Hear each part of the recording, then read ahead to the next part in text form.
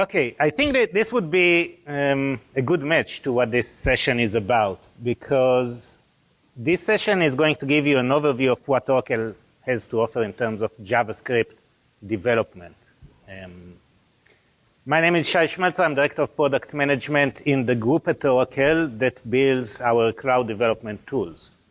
So we're the guys who are building the frameworks, the environments that are used by other people inside Oracle to build their own applications, or the applications or products that you end up getting from Oracle. One thing that Oracle has always been doing with our tools is the same tools that we use internally, we also give to our customers so they can build applications. And it's also true for the JavaScript part. So when I asked people here, how many people here are doing JavaScript, about half of you raised your hands. One thing I can tell you is that you're not the typical audience out there. This is the typical picture of what's going on out there in the world today. Okay? This is from a survey. Actually, maybe you are a typical, depending on where you fall on the side of the half. This is a survey from a website called Stack Overflow. I don't know if you know this site. Yeah, this is where you go if you don't know how to do something in programming today, right? Actually, if you Google today any technical question on how do I do something, you'll end up in this site most likely in one of the top 5 hits. It's a huge site where basically people ask questions, people answer questions, mostly about software development. And every year they are doing a survey among their developers about what are they doing. Okay? And this is the results from the 2017 survey. So the language that is most used is JavaScript. Okay? And then SQL, and then things like Java and C# and stuff like that. Okay? By the way, it's SQL, it's not pure SQL, just so you'll know. Okay? You're at the Oracle conference, so of course pure SQL would be high, but in general, JavaScript is basically the most popular language. Then when you ask people what type of development you're doing, or what are you actually building, most of them are building web applications, 72%. Another 23% are building mobile application, and in the middle there's the guys who are building desktop applications. This shouldn't come out to 100% because people are building more than one type of application. And then the other stuff that they asked, among other things, is what are you actually developing? And there's a breakdown here between some people who are just building the front end, some people who are just building the back end, but most people are building what we call full stack. So it's both the back end and the front end. So that's usually what you get in software conferences when you ask the audience, what are you doing? JavaScript is basically the most popular development language today, whether we like it or not. Okay? There's a lot of criticism about JavaScript in terms of how the software is constructed and how it's not as, I don't know if call it mature or complete as many of the other languages, but the de facto fact is that it is the most used software language today. So if you're wondering why is it so popular, several aspects. JavaScript started mostly as a UI development platform in the browser, and that's the main benefit it still gives today, is that it gives you a better UI experience when you're building a web application or a mobile application or a desktop application. Okay? That's the reason there's like, it used to be a time where there were sites that were without any JavaScript. Okay? Today every site basically has JavaScript. Almost every site. I'll show you the stats later on. One of the nice things for people who are building applications is that you're required to build applications that work on the web, but more and more you're also required to build applications that are accessible from your mobile device. Okay? And there's an aspect of screen size of this thing compared to this size, right? With JavaScript and the combination of technologies it provides, and usually, by the way, for web development, I'm saying JavaScript, but The reality is it's a combination of JavaScript and HTML for the UI and REST-based services at the backend. This combination on the UI side, the HTML and JavaScript, allows you to have more adaptability to mobile devices. It's easier to build applications that are responsive, that change their look and feel, but you build it once and it runs across multiple devices. Okay. The other thing is that beyond building web applications that are responsive, that resize and rearrange the screen, one thing that you can do today with this technology stack is build applications that are on device. And the distinction here is where is the content being served from and where does it actually run. On-device applications actually sit and install on your device, on your mobile device. You usually have an icon that you can click on it and it opens it, and then they run on the device itself as well. They are usually communicating to a server on the back end, but the application itself is running on device. And the nice thing again about this stack is that you can use it for also building on-device applications. Okay? As a replacement for the native development languages for iOS or Android or Windows. This gives you a cross-platform solution using what is referred to as hybrid mobile architecture. And we can talk more about this in the session I'm doing on Wednesday at 3, where I'm talking about mobile development in a little bit more details. But the thing to take away from here is that with this technology stack, you're not just limiting yourself to web development, you're also on-device development. And then what happened with JavaScript is that it became not just a front-end development language, but also a back-end development language. You can actually build the server-side logic today with JavaScript, or the Node.js variation of JavaScript, basically. Okay. So it gives you one language where you can be a full-stack developer with that language. The architecture, the JavaScript HTML REST architecture, is very scalable. It's a stateless architecture. You don't need to, or you're not keeping a lot of memory on the server side for each user that connects. Unlike things like the PL/SQL that runs in the database or Java EE applications. This is mostly stateless application. Therefore, it scales very nicely in terms of performance and aspects like this. Of course, you can still write bad applications that don't scale very well or that are not performant, but the infrastructure is in place for you to do those scalable applications. And then it has a nice decoupling between the UI aspect and the backend aspect. Okay? Because we're using REST interfaces to talk to the backend, your backend can be actually written in any language that you want. Okay? So over here you will have, at Kscope, you'll have people showing you things like ORDs, the Oracle REST data services, which allow you to use PL/SQL to write all your backend, expose it as REST, and then you can build these types of UI on top of that aspect. You can write your backend in C, in Java, in any language, PHP, whatever. Okay? And this decoupling allows you also to switch aspects, and we in general know that decoupling is good in terms of architecture. And the last aspect is that it's cool. Okay? So, you might wonder, what does it have to do with anything? I'll give you a story. When I finished my computer education, I didn't know what language I wanted to work in. Okay? What I did know is what language I didn't want to work in. Okay? I knew I didn't want to be the COBOL guy. Okay?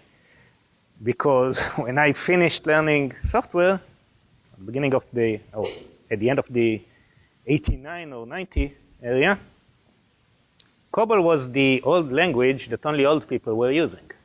Okay? Those are the guys, those are the guys you didn't want to work with. Those were the guys that you didn't want to be counted as one of them. Okay? And this notion wasn't based on any technical merits. It was basically a perception aspect. And if you look today at what developers are, young people are looking at, things like Java or PL/SQL, which are usually they always celebrate 30 years of PL/SQL or 20 years of Java. That's not a good thing to be when you're in a software industry. You want to be the cool thing. So people who are coming out of colleges today, in a lot of cases, prefer to work on the cool stuff. And this technology stack became the cool stuff. Because this is what they use in Facebook and Google and everywhere else. So this is one of the reasons, or some of the reasons, that this technology stack became very popular. And if you want to be one of the cool guys, you need to do this, right? Maybe. So I'm going to spend most of my time talking about JavaScript development as the client technology. But it's worthwhile mentioning again that JavaScript is also a language that is now used on the backend, okay, with Node.js. And you have again, it's kind of hard to see on the slides, but this is technology trends in usage of languages over time from the same survey that I showed you before. So Node.js is over here. And you can see that in 2013, it was at 8%, and today is at 26%. And that's server-side JavaScript. So yeah, it's not as high as Java, which is about 40% today, okay? But it's catching up on a lot of the other aspects, okay? If you look at stuff like C and C#, Node.js is becoming as popular. In fact, Node.js has a very active community around it, and it's growing very quickly. So this session is also titled The Oracle Offering Around This. And again, this is not a language that Oracle controls or anything like that. But what we do offer is we offer products and services that allow you to run and develop in those technologies. Specifically, if you're interested in Node.js development, there's a product called, or a service called the Oracle Application Container Cloud Service. Okay? That's basically a cloud service that allows you to host Node.js application. And it gives you aspects like the monitoring capabilities and scalability capabilities and a secure environment to run stuff and a full development lifecycle engine around it as well. Okay? The other aspect, or another thing that supports Node.js development is the Oracle Mobile Cloud Service. The mobile cloud service deals with building the backends for mobile applications, so building kind of all the infrastructure that service data into mobile applications. It also gives you mobile optimized services like offline data and location-based and analytics of access and stuff like that. All the backend there is based on Node.js, and if you build implementation of services there, you're also coding in Node.js. Okay? So that's another aspect to look at what Oracle is doing. The product itself, by the way, is also built in Node.js. Okay? So Oracle is not just offering platforms to run stuff. We are also adopting Node.js for some of our development efforts. Okay? So still at Oracle, you won't see Node.js as popular as stuff like Java, but it's growing. So those are two, and you can think a little bit about mobile cloud service as an integration engine based on Node.js. That's one of the functionality it gives. So those are two of the offerings. Both of them are cloud services at Oracle. Everything at Oracle is cloud, if you haven't noticed lately. One other cloud service that I will mention here is something called the Developer Cloud Service. And Developer Cloud Service is an environment that gives you coverage for the DevOps cycle, gives you coverage for agile development methodology. And it's kind of language independent. You can use it to develop with any language. If you want to learn more about this, there's a session today at 4:15 that covers Developer Cloud Service, not by me, by Peter. So you might want to go and learn there about this. But specifically for the steps here, if we look at the DevOps cycle, it has good support, or very good support, for JavaScript and Node.js. It can do, for the planning, it's generic. It doesn't depend on language. You can do task tracking. You can do wikis, kind of prioritize your tasks and assign them to people in your team, manage the agile process, manage sprints development. Then we have a Git repository, and again, Git is for any language, but what we added there is smart search, so we can actually do searches that are aware of the context of JavaScript on your code We can conduct code review on your code online. We have a build automation, so that's where we start to see more JavaScript-specific stuff. Build automation uses all sorts of frameworks. We have support for NPM, Grunt, Bower, and Gulp, which if you are doing JavaScript development, all of those names would be familiar for you. Those are frameworks that are used to do the build step, either for backend or frontend JavaScript development. For testing, we have Selenium. We have a bunch of blogs that would show you how to bring in various testing frameworks for JavaScript, like Jasmine and Mocha, using NPM, and install them here so you can do the test step. And for deployment, we can automate your deployment directly to the application container cloud, and soon also to the mobile cloud service cloud. Okay. So those are kind of things that relate to the backend. This thing, by the way, also relates to the frontend. We use this, for example, for developing all the UI layers for JavaScript inside Oracle. Like we have, I don't remember, about 200 and something teams using Developer Cloud Service internally inside Oracle for managing, among other stuff, JavaScript development. But as much as I would like to talk about JavaScript on the server side, the fact is that it's much more popular on the client side. This is the number of browsers that supports a specific technology. The number of sites that use a specific technology today.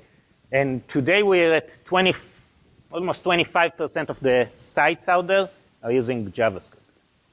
Okay. It's the de facto standard for rich UIs. The tricky part with JavaScript is, let's suppose I just convince you need to do JavaScript development because of all of those advantages. The next question would become, okay, how do I start developing JavaScript? This is where things get a little complicated because there is no standard in JavaScript. There's a lot of frameworks out there, a lot of libraries, and they keep changing. Some of them are becoming more popular, some of them are disappearing in a very rapid pace. Every day you would find, there's a lot of comics out there about how every day there's a new JavaScript framework, de jure, which is the most popular thing. And you'll find things like Angular and Ionic and React.js and a bunch of other stuff out there. Okay? Which is a bit challenging for someone who wants to build an enterprise system on those frameworks. Because when you're building an enterprise application, you want something that is relatively stable or that at least would protect you at some level from needing to rewrite your application every 2 months. Okay? You also want something that is a little established in terms of being able to get support for it, being able to maybe look at the code if it's open source, maybe extend the code and fix issues, maybe have documentation, stuff like that. And not all of those are providing this. So when we started to build JavaScript UIs inside Oracle, we also faced this issue. And one thing to mention here is that if you look today, about 70% of the cloud products, cloud services that we build, the UI is written in HTML5 JavaScript. Okay. There's a bunch of others where it's still ADF. All our SaaS applications are still ADF. And ADF generates HTML5 JavaScript UIs, but we are now at a stage where a lot of our products are actually hand-coded in HTML5 and JavaScript. And then when we wanted to have some sort of standardize inside Oracle about how people are going to develop stuff, and inside Oracle it's important because we want our developers to be able to move from one team to the other. We want to develop like best practices across the companies, build design patterns, have infrastructure, and not reinvent the wheel all the time. We needed something, and this is when we created something called Oracle Jet. Jet stands for the JavaScript Extension Toolkit. Okay? And what Jet does is it provides us with a modular enterprise-ready open source toolkit that simplifies development of JavaScript HTML REST stack. Okay? One thing to mention before I forget, it's open source today. It's one of the interesting aspects about it. You can use it, just get it from GitHub. Don't pay Oracle anything. Don't use any Oracle on the back end. Just use the framework, okay, if you want to. It comes with documentations, extensive documentations, a lot of other stuff. One of the aspects here that was important for us is what we call enterprise ready. And enterprise ready covered some of the areas that were missing when we looked at other frameworks. Aspects like accessibility, which was kind of important to us because we're building products that we sell to a lot of government and to a lot of companies that accessibility is important for them. So our UIs are accessible out of the box. They also support internationalization, so aspects like working from right to left with different languages, left to right, stuff like that.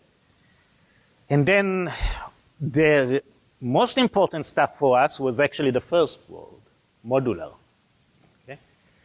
We looked at the market, for example, and a lot of the frameworks out there were basically you would buy into the framework, so you would buy this whole box.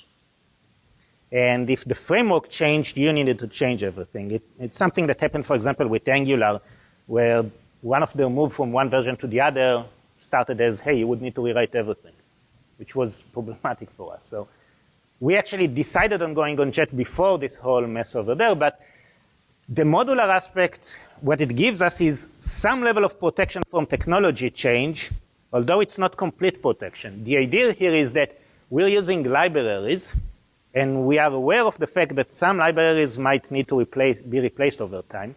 But the idea is not to replace the whole thing and not to have to rewrite the whole application, but just plug and play areas over there. And this is kind of the Jet architecture. That's what we're doing. Okay? On the client side, this is where Jet is. On the server side, you have REST and also WebSockets as sources of data. On the client side, what we did is we built a bunch of Jet UI components. Oracle is a big believer in component-based UI development. This is what we've been doing for years now. Way back in Oracle Forms, you would take components, arrange them on the page. ADF, you would take components, arrange them on the page. Apex, you take components and arrange them on the page, not visually, but you do it. That's the approach that we believe for you simplifying UI development. What we did here is we created a bunch of UI components that supports our accessibility, internationalization, UI standards, design patterns. They are all based out of jQuery, okay, so as an underlying technology. We also use in there like libraries like Hammer to do touch gesture support for mobile UIs and SAS for skinning them and changing the look and feel. We're using an architecture called MVVM, model view, model view. Model, view, okay? So there's a layer here called the binding layer that connects your backend data into your UI in a two-way binding. We didn't invent anything here. We picked up one of the more stable solutions that we liked out there called Knockout.js. Okay, it's, again, open source, popular framework for doing binding. Then we did some implementation here on the common model to allow us to kind of abstract the structure of the backend, whether it's REST or WebSocket, and allow us to consistently bind it to our UI. On the side, we have the Jet routing system, which allows us to do the navigation in an application, which is something that is actually quite complex in real single-page applications on the web. Aspects like when you click the back button, what should happen? Should you go to the previous page, or should you go to the previous area on your screen where you were doing something? There's a lot of things that you need to consider there. And we again looked at the offering in the market. We didn't find anything that was exactly what we wanted. So we built our own routing system over there. And then we use Require.js, again, an open source framework or library that manage resource loading, okay? So our application is more efficiently in terms of resources it brings to the browser, the performance aspects, stuff like that. Okay. So we are using a bunch of open source library, Knockout for two-way binding, jQuery for DOM manipulation in Ajax, Hammer for touch gesture support, jQuery UI for widget factory, Require.js for resource management. And we then built a bunch of our own libraries to extend the functionality and add more things, like the common model, advanced routing, validator and converter frameworks, a bunch of UI components, responsive layout, internationalization. All of those are libraries that you can bring in. And the nice thing about Jet is that you can pick and choose parts of the framework.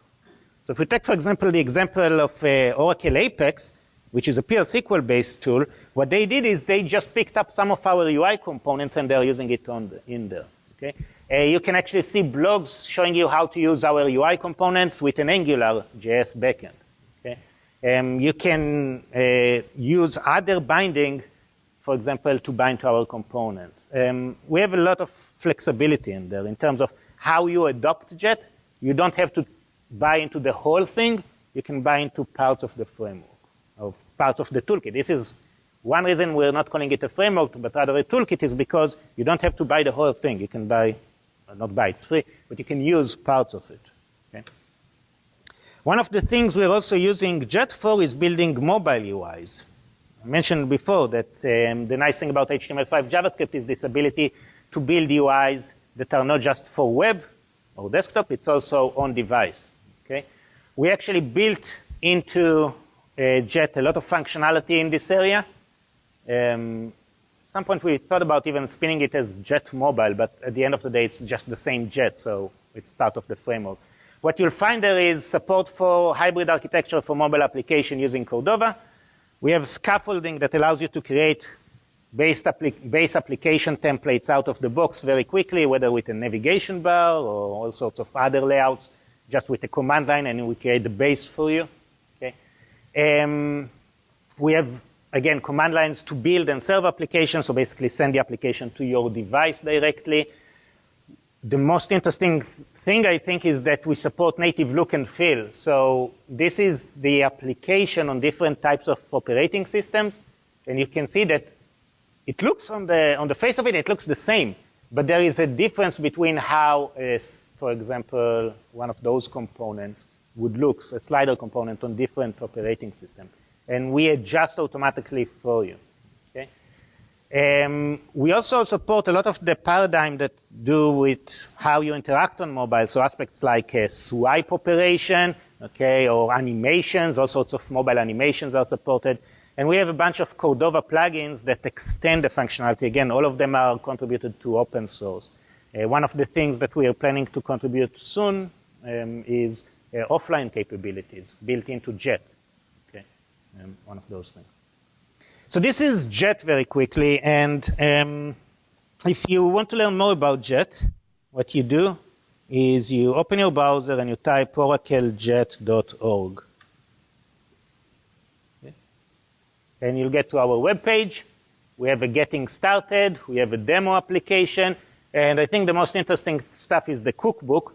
The cookbook actually goes over the various features here. Okay, so the various components that we have, various controls that we have, various types of things that you would use on a form, and then animations that we support, and the common model layer, and composite components, which is our way of building web components that are usable across application. Our router, theming, basically look and feel, all sorts of layouts that we support, patterns for mobile and stuff like that. So for example, if you look at the mobile aspect and you say, I want, for example, to look at a navigation drawer pattern. Okay. Navigation drawer is this thing that comes up from here. This is how your UI is going to look on a desktop. If you go to a mobile device, this is how it's going to look here. Okay. And this is how it would look on an Apple, okay, on an iOS. This is how it's going to look on an Android, okay, stuff like that. Or Windows over here. And this is how it's going to be responsive for a change in the screen orientation, etc. One of the aspects, like this cookbook, is actually something that is very useful for learning Jet, because you can go into a component. Let's pick one of the areas where we excel is all those visualization components. One of the design patterns that Oracle is a big believer in, if you're looking at our latest products, are communicating information using images and charts and things like that, and gauges. And this is driven from our study of usability among users. So we have a lot of components. For example, for charts, there are a lot of types of charts that you can do with Jet. And when you click on a chart, you would get to an environment where it shows you a sample of the chart. And if you scroll down, you would be able to see the JavaScript behind this chart. This is the JavaScript. you'll be able to see the HTML behind this chart. This is the HTML, or both of them together. Okay? And you can just copy paste it into your code, and this is how you learn how to use stuff. Okay? By the way, one of the nice things here is you can go over to your JavaScript and you can change it. So let's say this is 140, this is 250, and then you click the apply. Okay, and oops, now you got the chart reflecting this. Okay. This is one of the nice things about JavaScript in general as a development language. There's no step of compile, deploy. You change it and you immediately run and see how it looks like. So this is why some people claim that JavaScript is faster to develop with. Okay. So this is Jet. We have an online free course for Oracle Jet that we recorded. It's a bunch of videos. It's called the Oracle Jet MOOC, and you can go and if you go to the Oracle Learning Library, just Google Oracle Learning Library, then search for Jet. You can take this course online, learn everything you need to know in order to use Jet. Because you can do it online, I'm not going to do it here, and I'm not going to teach you Jet. I'm going to talk about something else, which is, this is all nice in terms of technical aspects, but there is one challenge. This is how JavaScript development looks like. Okay? Once you decide, okay, I decided on this framework or this library, let's develop, you're basically into the area of code editors, where you're going to write a lot of code. You saw me change some of this code. So JavaScript might be productive in terms of, yeah, you don't need to compile and deploy, but from our experience, this is not very productive development. Okay? And I'll give it to the fact that there's like, in my mind, there are two types of developers in the world. There are the kind of developers who enjoy coding. Those are the guys who might, after they finish their 9-to-5 job, which is usually more like 11-to-7 job in terms of when they show up in the office, they go home and they continue to code on their favorite open source project and stuff like that. And I have high respect for those guys because this is truly their passion, looking at those type of things. Then there are the other type of developers, which traditionally I'm actually part of. And those are the guys who like to go home at 5 and don't touch a computer for software development the rest of the evening. We also like to have tools in our hand that would allow us to finish the job as early as possible and go get coffee or do something else. Okay? Forrester called those guys rapid developers. Those are the guys who are usually using tools, visual tools, to build applications. Okay? So again, I've been in the industry for a while now, and when I started, it was actually a terminal mode and stuff like that, but then client-server came over, and client-server became very popular. If you think about it, what made client-server a very popular development approach, it was those things. Okay? When you built client-server application, you were using tools that look like this. So this is Visual Basic, Power Builder, and Oracle Forms. Okay? And what you would do is you always had like components on the side that you would drag and drop over on the page. Okay? There were properties that you would set up, and a lot of the aspects of building applications, like how do I connect to the database, were all wizard-based development. Okay? You would click on a few buttons, and you create a connection to your database, pick up a table, and create a form based on it. This is what caused the explosion of client-server. And when I look into how people are doing JavaScript development today, I think this is what they're missing. Okay? I think it's time to have visual development aspect for JavaScript developers. We're building UIs and backends and stuff like that. I'm not the only one who thinks this. There's other companies in the market that offer this. In fact, there's a whole terminology for this. So when I used Forms Client Server, it was called a RAD tool, Rapid Application Development. Today, the tools are not called RAD anymore. They are called low-code platforms.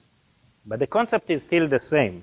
It's the tools that actually have a development environment that is easier, more visual, but at the end of the day, they are a faster way to develop software. Okay? So low code, again, is the terminology that Forrester uses for this market. Gartner uses a terminology called high productivity application platforms, stuff like that. At the end of the day, the goal here is to bring the development with those new technologies into a broader audience. So when I ask over here who's doing JavaScript development next year, I would be able to get 100% of the hands to raise. Because a lot of you are not doing JavaScript because, frankly, it's scary. Okay, trying to go into that level of coding is not easy, it's not trivial, and it takes time to get things done. Okay. One thing to mention here is that those tools traditionally are not for every type of application. They usually focus on business applications, the type of things that run your business. A lot of them are on the back office side. Some of them are also on the front office side. But those are usually the type of applications that talk to a database, get data in and out, allows you to update and stuff like that. Yeah.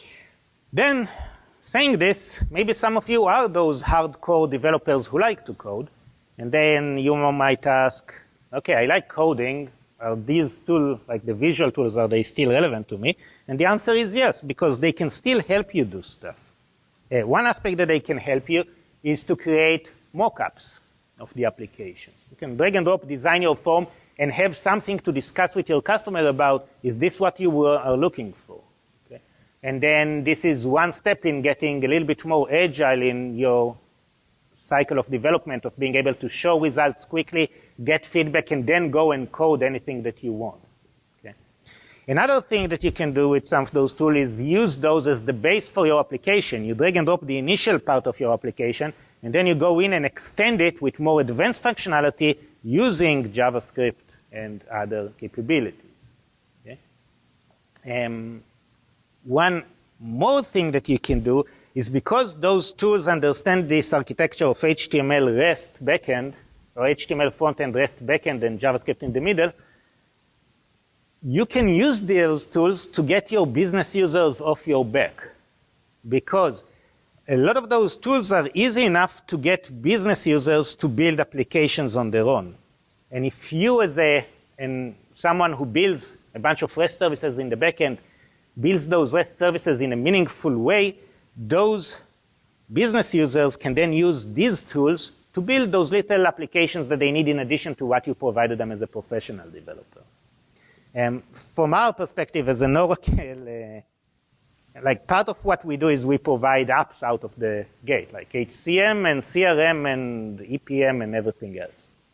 And no matter what functionality we build into these applications, customers always need one more field, one more form, a little bit different layout, a mobile UI, and stuff that we don't have time. Like, it will be in our next version, but people need it now. And if we give them a tool like this, they will be able to actually build those extensions based on the APIs that we provide out of the applications. Okay? So, even if you're a hardcore developer, low-code development tool is still relevant to you. So what I wanted to do is show you the Oracle low-code development tools for JavaScript. This tool is called the Oracle Application Builder Cloud Service. And what it allows you to do is build and host web and mobile applications in a faster and simpler way with zero install, no coding required visual development. Okay, so several points here. This is not just a development tool, this is also a runtime platform. So it is an environment where you have both the area where you design the application as well as where the application would actually run at the end of the day. Okay, so it serves you the REST services, it actually serves you, it has the database built in, it's where your UI is also going to be served out of.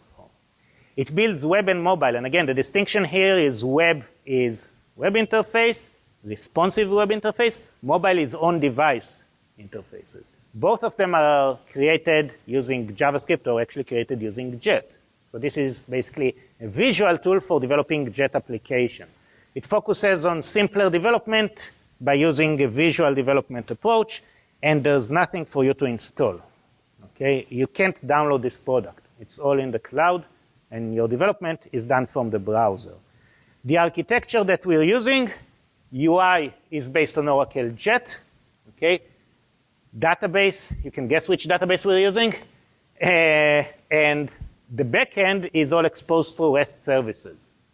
So when you're creating a database object there, we automatically expose it as REST service, and then you can consume it with Jet-based UI. So it's the HTML REST architecture.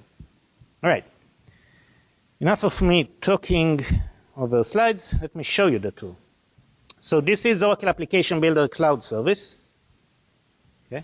And what I'm going to do is I'm going to develop an application. For those of you who didn't notice, I'm inside the browser. I go over here and I say a new application. I can build either a web or a mobile application. I'm going to start with building a web application. Again, the distinction, web is in the browser, also on mobile devices browsers. Mobile is on device.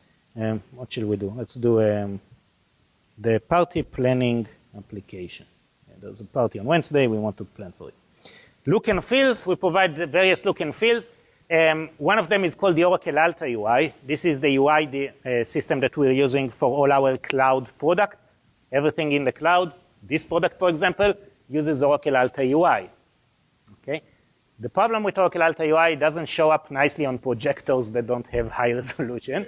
So this is why I usually go for one of the others that we provide, which are actually compliant with the look and feel of Oracle SaaS applications. Okay. So you know what? Actually, let me do. I like this one better, but if I'll do this one, you'll see the same UI that is demoed down in the rooms, in the demo ground for the EPM product, for example. Then you can define navigation. So maybe we have party, or call it parties. Maybe we have, I don't know, employees, whatever. Or maybe we'll call it project. Yeah. Finish. All right, so when I click finish, what happens here is Application Builder Cloud Service goes over and creates the application and then takes me into a visual editor. Okay? I usually don't need to explain what this is.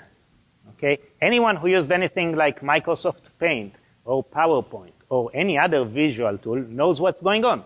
There's a bunch of components on the left, there's a visual aspect on the middle, and you can just drag components over here and set their properties on the right side. Okay. So the nice thing is you can go over here and say, let's click on the company logo, and let's upload an image, and somewhere on my desktop, there should be a logo. All right. We'll pick up this one, upload it to the cloud, we have a logo. Maybe we'll call it app planner, party planner, whatever. Okay. So now I'm thinking, okay, what type of information do I need on this page? So I would like to see a list of all the parties that I'm planning. Okay? So let's take from our components here a table and drop it on the page. Okay? Now the table needs data from somewhere. If I don't have this data somewhere exposed as REST services, I can create an object. So let's create a party object. Okay, we'll have a name for the party. We'll have a budget. So this would be kind of a currency field. And maybe there's a date. So when is this party? We'll have a date. Okay. Next, which operation do you want to do on this party? I want to be able to create, edit, delete, basically CRUD operations. Do you want to have search? Do you want to have sort? Stuff like that. And then you can do finish. Okay. Now the nice thing about JavaScript is there's no compile. I click run, and here's my application running. And now I can go over and create a party. So maybe there's the Kscope party. Maybe we have $3,000 to spend here, and it's happening on Wednesday. Right? Okay. And maybe we'll create another party. Maybe there's the open world party. Okay, there's a bit more budget there. Let's say 4,000. This is somewhere in, okay, I won't scroll all the way over there, but it's in October this year. Save and close. Okay, and then you can go in and say, oh, you know what? I can actually go over and say, we actually have a little bit more money. Let's update here. Okay. This type of thing. So this is me creating basically a full application using Jet in 2 minutes. Okay. Then you're going to say, no, this is a little bit too trivial. I need another field here. I need a field that would allow me to have the description of the party, right? So I don't want you to scroll too much, so I'm going to put a splitter here, move some of the fields to the left side, okay?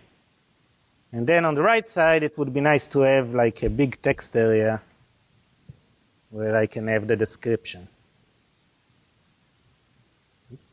Description of this. Okay. So now I can run it, and I can say a themed party. Okay. By the way, if I'm on this page, what would be nice to do is be able to click on this field and go directly to the edit data. Okay. So now, by the way, another nice thing you can do with JavaScript. This is the design time. If I go over here and I click live, okay, or alternatively, what I do is I click the control button on my machine. This becomes a live application. I can click and navigate in my application while I'm building the application. So we call this runtime at design time. Okay. So now I have another field in there. So it's interesting to think for a second, as a developer, what did I just do by adding this field? Okay. I went over to the database and I did alter table add column. I then exposed this column in my REST service, and then I built the UI to access this REST service. This is what a developer would do if he's coding. If he's using a tool like this, he would drag something over. Okay? That's what we refer to as a little bit more productive. All right, let's do a little bit more here. Maybe we need like this is an Oracle conference, so just one table is not enough. You need a master detail. So let's create another detail. We'll say there's a task table. Okay. There's the task that someone needs to do. There's the cost of this task. And maybe there's also who actually does the task. Okay. So who might need to come from some list of values. So maybe we have people list of value that we want to create. So maybe there's Larry, Mo, or not Mo like this, and Kelly. Okay. And then you click next. Actually, you can click finish now. So now you can run this, and you have the party. Someone needs to get balloons. Okay, we have $300 to spend on it. And this is Kelly's job to do this one. Okay, someone needs to get a cake. Okay, we have I don't know $100 to spend on this one. This is something that Larry needs to do. Okay, so this is master detail. And then of course you show it to your manager, and your manager says, "Okay, this looks nice, but it's too much to read. Can you give me nice pictures?" So you scroll down to our data visualization part. You take a chart, drop it here, and this is of course using Oracle Jet charts. And you say, I want to show for a task the cost for all our tasks, right? Oops. Yeah, should work. Task, cost. Oh, so task. Okay, there we go. And you can customize it and say costs. Okay. So now you have your little application built here. Okay. I know like it took me about 8 minutes to build this because I was explaining as I was going through, but that's the goal of how we would like to see you building applications in the future. A little bit more simpler approach. Now, some of the aspects to note here are this is a responsive UI, so if I would go over to a mobile device size, okay, things would realign and it would become like scrollable things one below the other. However, on a mobile device, maybe this is too much scrolling to do on your phone, so you can actually go back to the designer and say, you know what, this area, the description, when I'm on a small device, front portrait, just don't show this. And you know what, tables is not a very friendly mobile UI, so let's switch it to be this type of list and don't show me who does something. Okay, so it needs less fields over it. Okay, so now you have a mobile-oriented UI that is a little different from your big screen UI. Okay.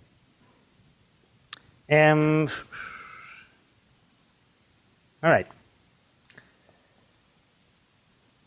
How are we doing the time? We have 10 more minutes. So we'll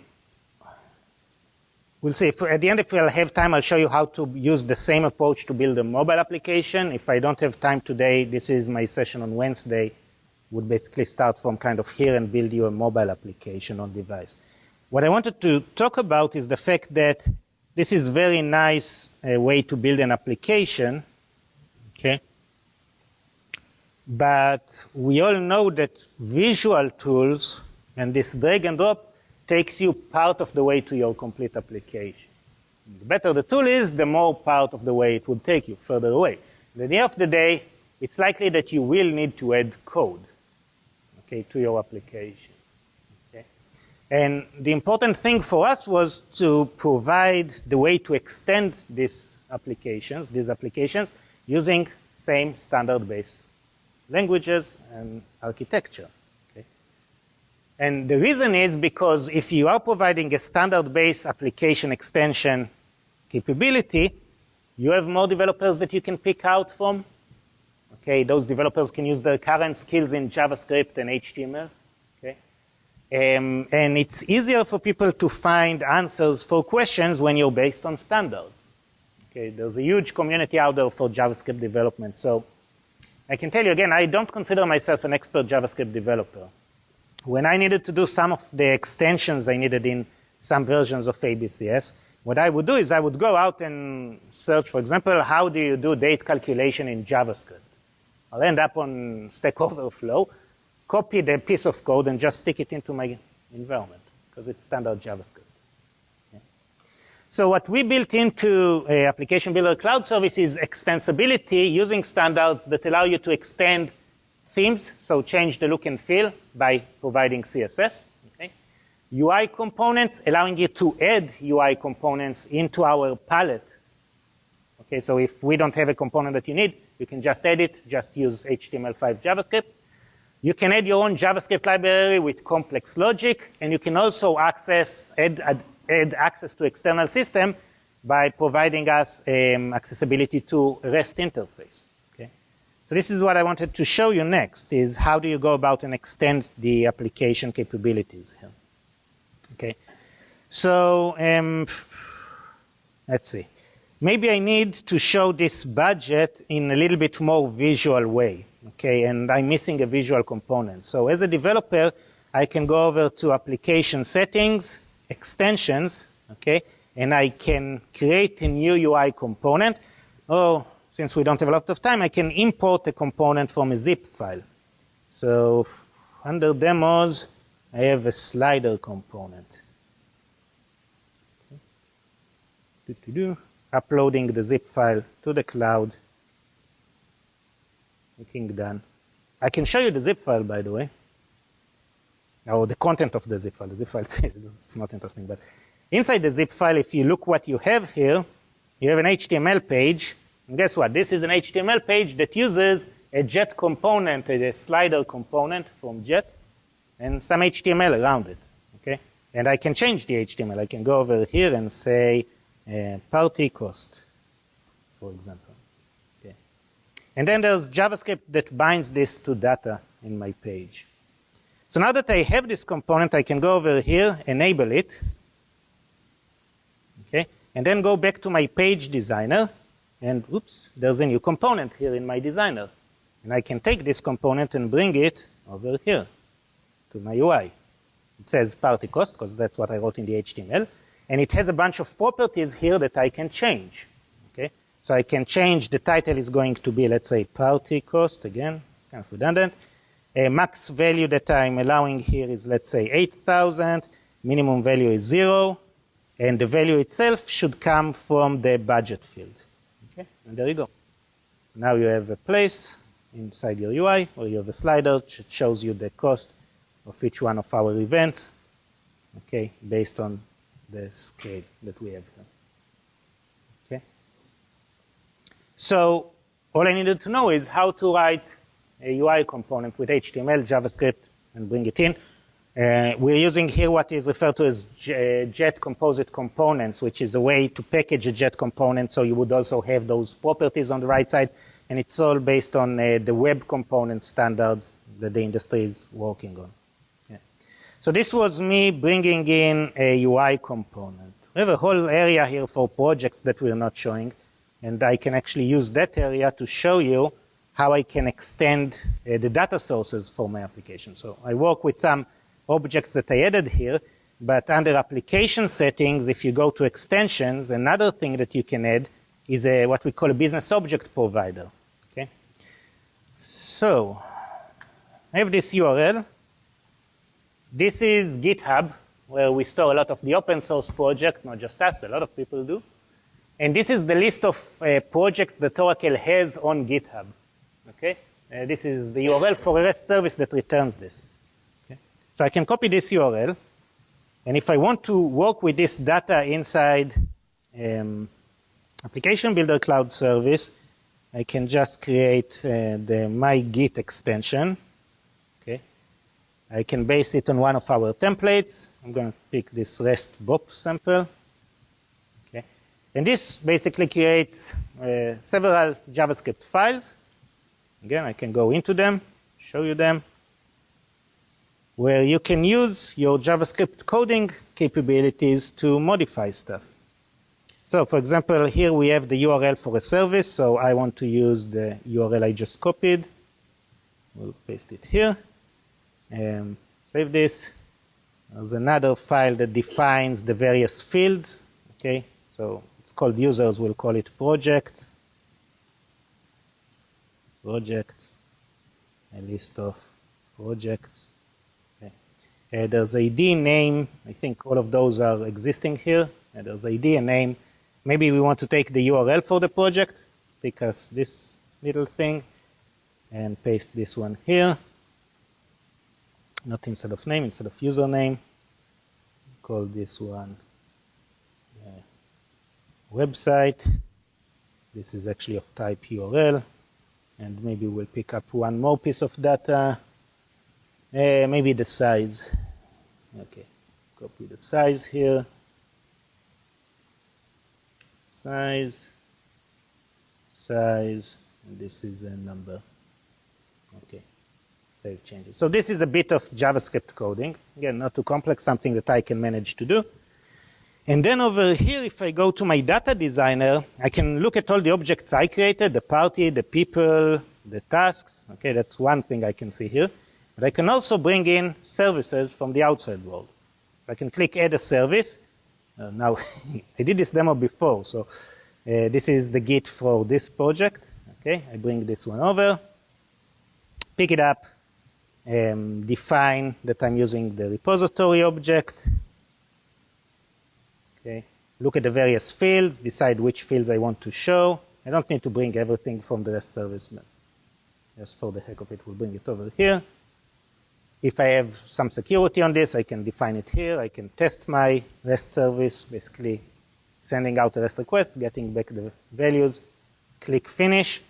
And now this basically becomes like any other objects in my application. So now I can go over back to my page designer, and just like I did before, drop a table, for example, here, okay, and connect it to my repositories, and invoke the fetch all users or projects or whatever, and then bring name, size, and URL over here. Okay, next, finish. And now in my application, beyond looking at parties, I can also look at Oracle Git repositories somewhere. Okay, and I can click on one and go directly to the website for this project. So,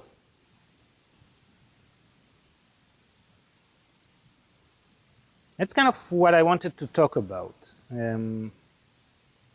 JavaScript is here to stay, and it's taking over the world, whether we like it or not. Okay, there's a lot of JavaScript developers out there. From the Oracle perspective, we have offerings for the core, hardcore JavaScript developers. If you haven't looked yet at Oracle Jet, you should. I think there's a bunch of labs here during Kscope that will take you through Jet with various backends, with IoT, with Apex, stuff like that. We also have JavaScript on the back end in terms of Node.js services, and we have a tool that makes it easier to build JavaScript HTML type applications. Okay? Our goal here is, again, to increase adoption, reduce the backlog that a lot of organizations have in building those modern type applications, and simplify the way that you can get started with this. If you like this tool, the application builder, you can actually get a free trial of it for 30 days. Just go to this site, cloud.oracle.com, click the try it button. You don't need to download anything. You don't need to install anything. You get an email. You click on the link in the email. And from that point on, you can build application. You can publish application. Yeah, I didn't have time to go and show you how you can go into an application and actually switch it to be in run mode for users. You just click this button. You either create a clean database or use the data from your development, and that's publishing the application. All right, that's basically all the time we had. If you have any questions, I can take them now. Any questions? If no, just come over and ask them either now or catch me during the week. Should be here to help with any questions. Thanks, everyone.